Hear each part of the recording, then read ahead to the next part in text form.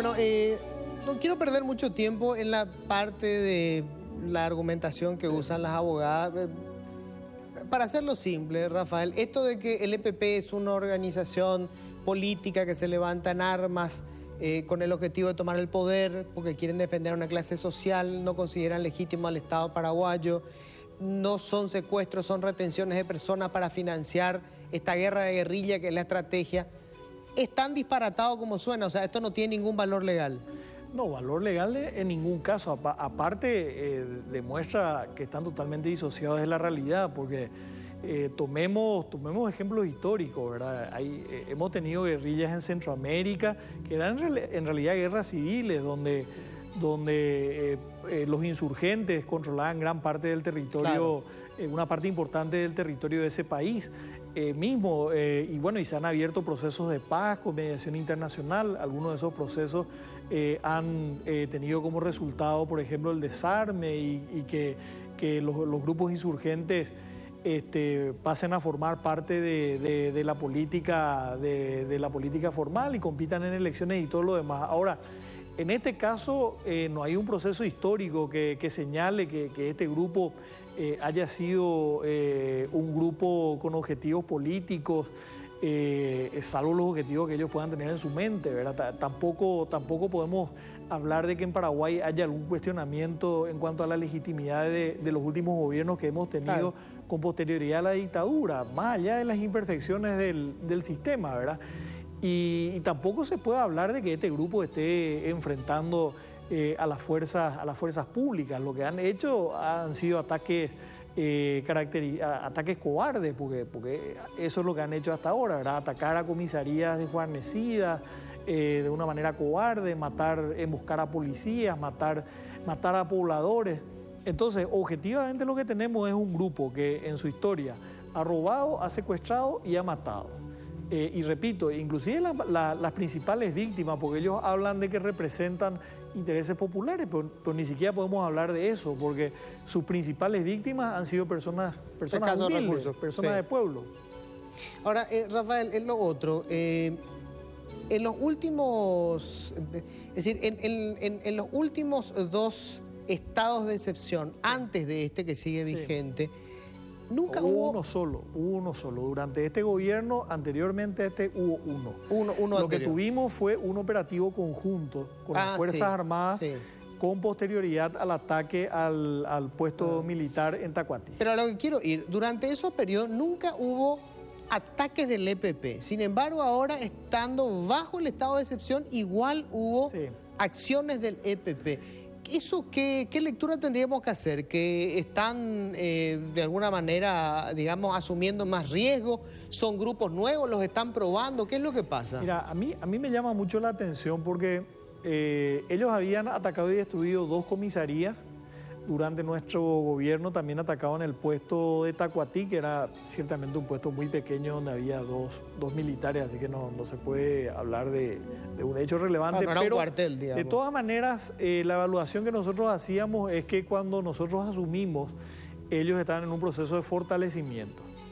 Decimos eso por varias razones, ¿verdad? El secuestro de Lindström, el secuestro de Fidel, el ataque en Tacuatí, todo lo demás. De todas maneras, cuando se hacían operativos de envergadura importante por parte de las fuerzas públicas, ya sea la policía en solitario, en forma conjunta con los militares, ellos no se exponían a hacer este tipo de ataques. Cuando yo dejé el ministerio, la evaluación que nosotros hacíamos es que se habían reducido bastante, fundamentalmente porque tuvieron bajas importantes. Una parte importante de su red de apoyo logístico también fue desbaratada. Entonces, yo creo que en este momento, y yo trato de ser muy prudente a la hora de opinar porque lógicamente hay información que nosotros conocemos y hay información que nosotros no conocemos, así que tenemos que ser bastante prudentes para no caer en especulaciones. Pero probablemente lo que ellos están haciendo es, han tenido el tiempo de entrenar a personas para sumarles al grupo armado y probablemente les están poniendo a prueba y les están dando sus primeros trabajos. Y de todas maneras tiene que ser un llamado de atención el hecho de que ellos se expongan a llevar adelante acciones cuando hay una situación especial que es el estado de excepción, que involucra no solamente a fuerzas policiales adicionales, sino también inclusive a las fuerzas militares.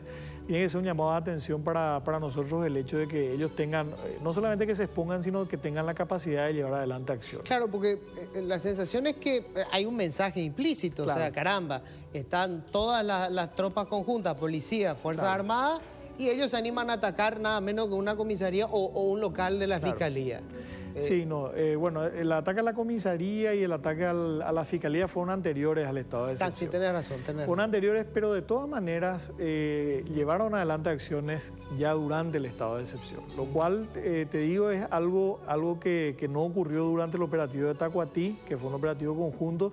Tampoco ocurrió durante el estado de excepción anterior, que duró un mes, pero el operativo de Tacuatí sí, ciertamente duró 2 meses.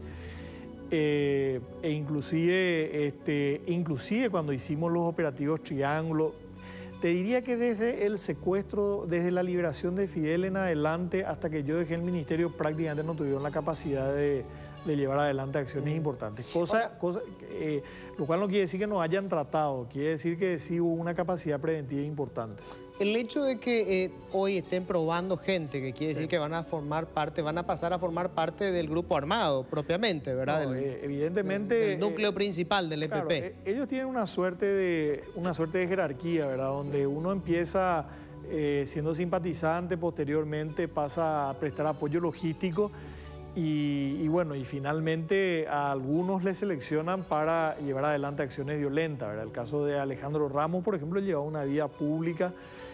Cuando él pasa a la clandestinidad, sí, inclusive hay una etapa en la cual aparentemente él si bien estaba en el campamento y estaba con el resto de la columna, no tenía un adiestramiento, pero sí posteriormente empieza también a ser parte él de las acciones violentas. O sea, eso se ve claramente. Lo que debe estar ocurriendo ahora es que personas que antes hacían apoyo logístico en este momento están siendo incorporadas al grupo operativo, vamos a decir. Rafael, digamos, vos tuviste ya dossier, supongo, estudios de quiénes son estas personas. Sí. Y es muy extraño, porque uno escucha el convencimiento y el nivel de instrucción que tienen algunos. El caso del líder, digamos, el ideólogo del grupo, que escribió su libro ahora, claro. Osvaldo, yo con Osvaldo, Alcides Oviedo Brites, y la propia Carmen, sí. Y estos dos que están ahora procesados también, o sea, se nota que son personas muy instruidas. Uno se pregunta, ¿qué es lo que motiva? Gente con formación, con educación, ¿es casi una secta religiosa esto? No, hay un nivel de, yo no te diría tanto de convicción, aparentemente más bien de fanatismo. Claro que el origen de ellos es un origen atípico, ¿verdad? Porque algunos de ellos vienen inclusive de la iglesia. Claro, han sido seminaristas, sí. No han terminado el seminario también, ¿verdad? Evidentemente no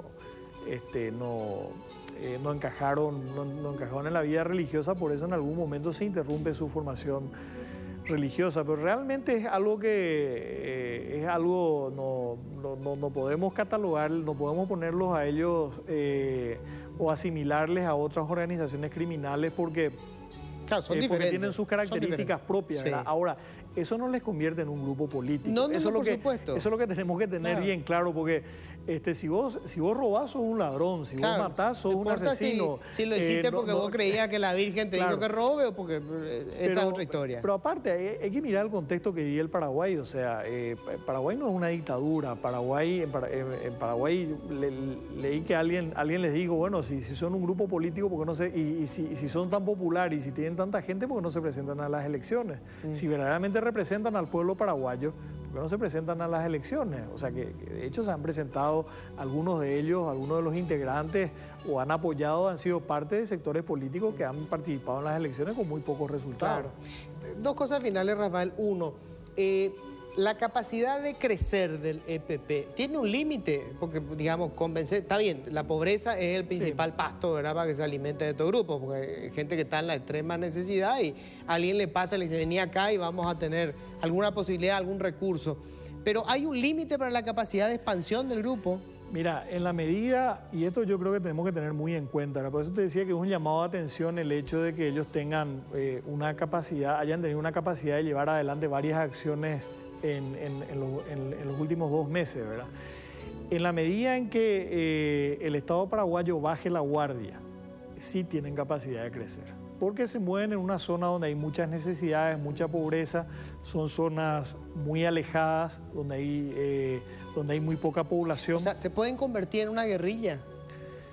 En el corto plazo yo creo que no.